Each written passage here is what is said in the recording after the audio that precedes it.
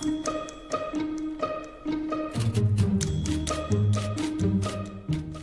evening, and thank you so much for joining us here for Ask 9. You're back! I'm back! I'm back! Did you miss me? I really did. I mean, as I told you, the last 2 days I was able to punch all the buttons and everything. My first time. You are the expert, and you taught me so well. Hardly. Yeah. I am a little bummed out that I missed the woolly caterpillar conversation.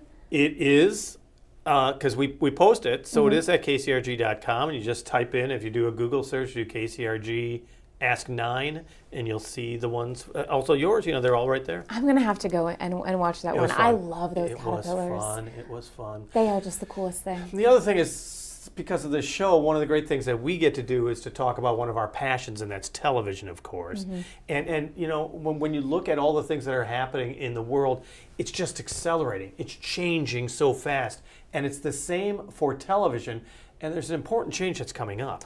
There is, and it's something that I personally had to do a lot of learning about. As despite the 5 years I've been here at KCRG, there's a lot that I don't know about how we get on the air, what our engineers do, how the signal works. Yeah. And so there is a significant change coming to how that signal works, and we got a fantastic question about it from Dave out in North Liberty. So Dave asks, what is Gray Media's plan for the ATSC 3.0 transition?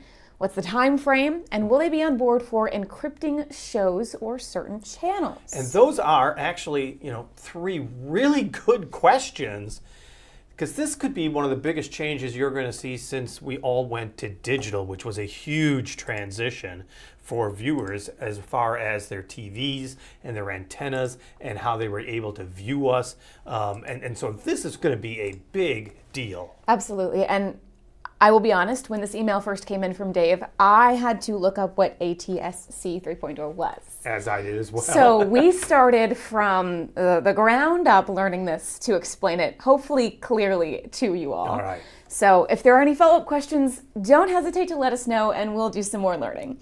Let's start with my first question, what is that? ATSC stands for Advanced Television Systems Committee. So the 3.0 standard is a hybrid signal. This is very interesting. So this is just kind of how the signal goes out to you all. This new 3.0, which, by the way, there was no 2.0, we skipped it, going from 1 to 3. All right. It's a hybrid that combines over-the-air antenna with internet streaming. So once this is up and running, and KCRG is using it in our market, you will be able to combine broadcast streams with internet on your TV. And this is all from the actual signal that we're sending out, which is free to everyone. You do have to have a smart TV. I believe there's like a certain... In order to receive it. Kind of program or smart TV to receive it, but the signal is available to anyone that would like to use it. A smart TV or a tuner box that supports the upgrade. So this has a pretty big impact. The estimate is around 23 million people are using TV antennas still and will be able to receive this. Yes. So it is a big impact, and we are going to show you a map of where this already is, where this new signal already is, because as you may have guessed, we do not have it yet. We are still on 1.0. So this is a map from ATSC.org that shows all these orange spots. That's where they're already on the air with 3.0. See, this is one of those maps that Becky and I know kind of well, because it doesn't show state lines. What it's showing is television markets. Now, these are all the markets, 212, I believe, in America. And these are the areas where we have the dominant signal in. So right almost smack dab in the middle of the country is Cedar Rapids. I'm gonna try and zoom in on this. Zoom in a bit, okay. And make it's gonna be a little confusing to look at, so bear with us. All right. All right. So look in the middle where you got that one that's kind of extending way north. That's Minneapolis. This orange thing. Minneapolis, And then you go one down, and you can see that is Cedar Rapids, Waterloo. I'm sorry, let me take that down. One down would be the Des Moines market, and then you go to the right, and that little thing that looks like a tiny little New Jersey there. That is Cedar Rapids, Waterloo. So translating the colors here, Des Moines and I take that back. That's not. No. The one that looks like a liver. See how confusing this is? That's okay. The New Jersey is the Quad Cities. That's the Quad Cities. And that gray area in the middle, thank you so much, in the middle, that's Cedar Rapids, Did you Waterloo. say it looks like a liver? I think it looks a little bit, or a kidney or a stomach, or New Jersey. That's the Quad Cities. You know what I always have loved and about the state of Iowa, the shape of the state of Iowa? Did you learn growing up that Iowa was like the head in... like if you go from Minneapolis down to Louisiana, Minneapolis is the hat and Louisiana is the boot and like looks like a man. No. And I was the face, and it's because it's got that nose sticking out. And you can see the nose in our market map here. We are getting way off base. We are a little off base. We're that little gray area that is between the two orange spots, which is eastern Iowa. So we do not have 3.0 yet. And it takes a while in order to get 3.0 out. All of the markets in that area have to agree to it. All the TV stations have to agree. And then the FCC has to approve it. And then you get put on a schedule to make it happen. So it's not only Gray TV Channel 9, it's also Sinclair, which is Channel 2, and it's also Allen Media, which is Channel 7. So those are the big companies here. Yes, so we do have an idea of when we might get on the schedule. We asked Gray, we asked everybody who kind of knows what's going on with this, what they were thinking, and their plan is to be on the schedule sometime next year. So in the next year, in theory, this is going to be coming as a new signal.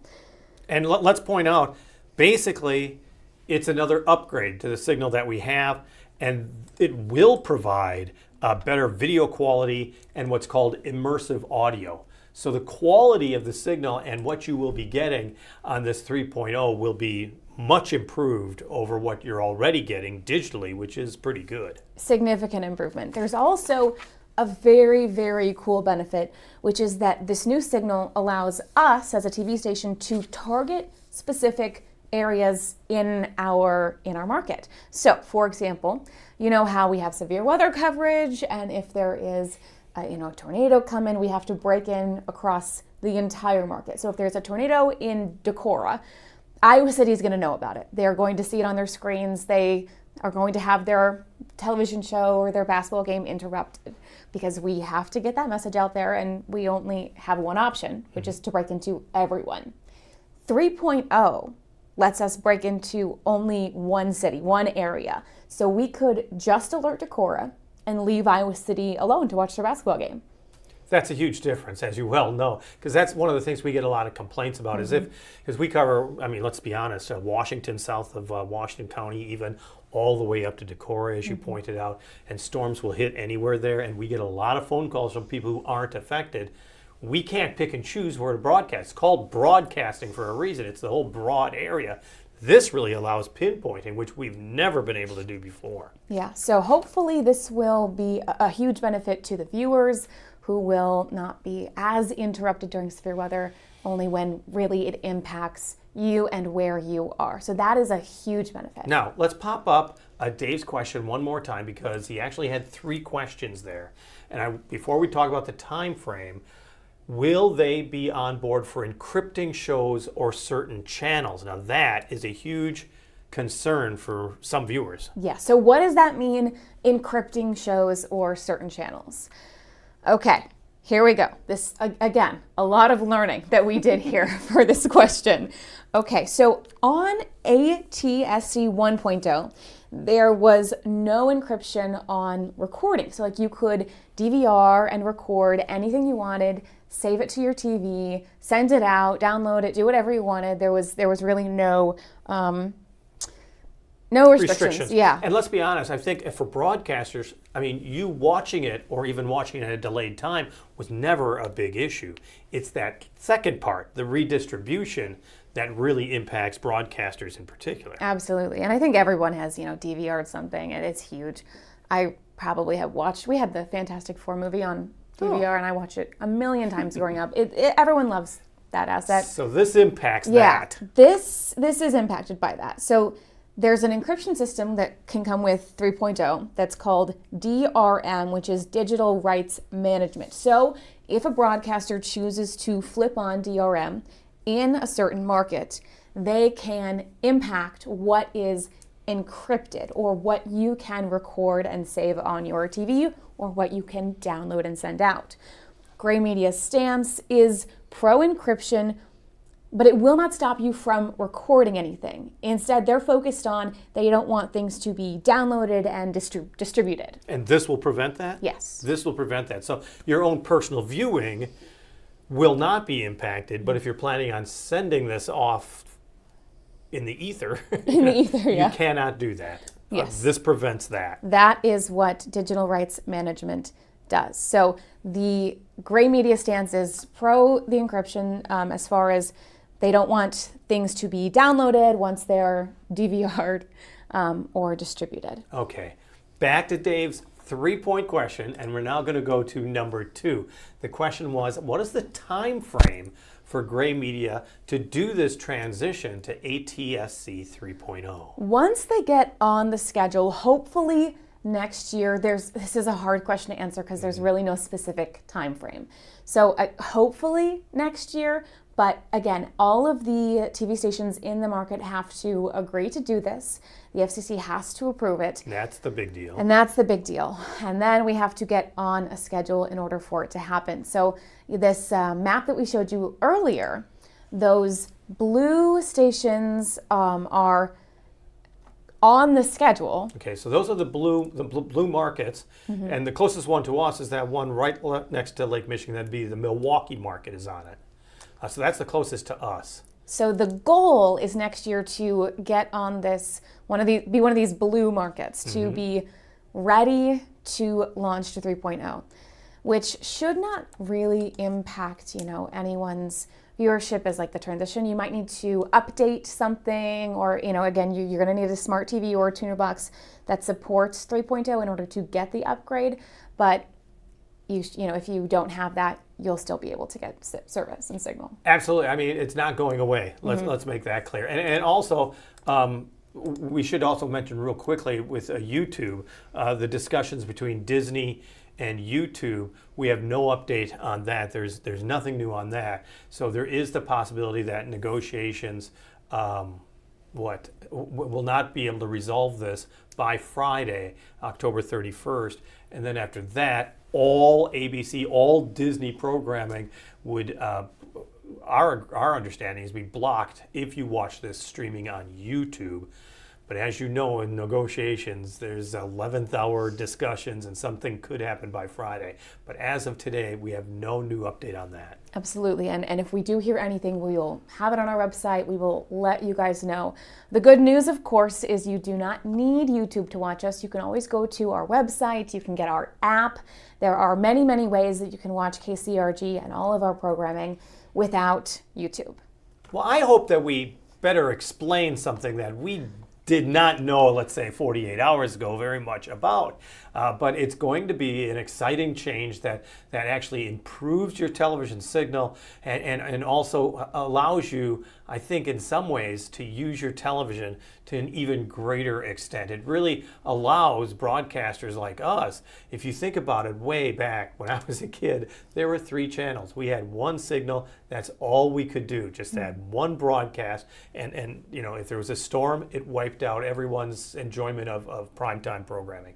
Now, right now, we have sub-channels, and you can watch us on those. We're streaming. There's so many different ways to get KCRG Channel 9. And even saying Channel 9, probably you won't hear much longer because there are so many platforms. And then with this latest new plan, it'll open up even more opportunities for us to provide you with programming that is local. Yeah. Thanks again to Dave for sending that in and giving us a chance to learn a lot about it and hopefully explain it clearly to all of you. And if you have any questions that you would like to see us learn more about, we are happy to dive into the research for you. Send us. Even learning about our own broadcasting. Exactly. I think that did us some good. Yes, it did. Message us on Facebook, send us an email. We would love to hear what you all want to know about. And we go anywhere from television changes to woolly caterpillars to Why is Joe so tall? Yeah, check that one out too. I'm really excited to learn more about that. And 9/9 investigations. So we really do enjoy talking about the TV business, and we really want you to do exactly that. Ask 9. All right, and you can join Jim tonight at 6 o'clock, coming up soon, and you can join us here again tomorrow for Ask 9 at 5:30. Have a great evening.